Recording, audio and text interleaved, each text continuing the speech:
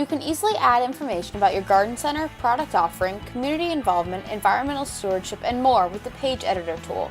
This tool is super easy to use and has the added benefit of being able to display images from a photo album at the bottom of the page. Pages Editor controls the content for two main navigation items like About and Landscaping Services, and any of the sub-pages you add like Container Plantings.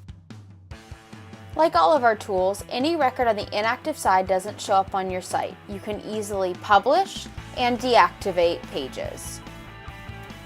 Adding a page is a snap. Simply click Add New. We're going to add Pond Installation and Maintenance as a sub-page to Landscaping Services. Simply add your title, subtitle, and all information you would like to show up on your site.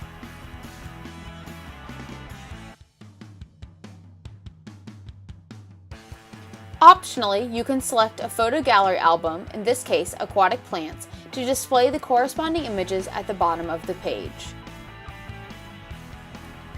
To add an image to the content area of the page, click on the Images tab and select the proper image from your computer. You can preview your work at any time. When you're happy with it, you can publish it by clicking here or publish it from the main user interface. Once published, the page will display on your site. At GardenCenterMarketing.com, we love helping you sell more plants.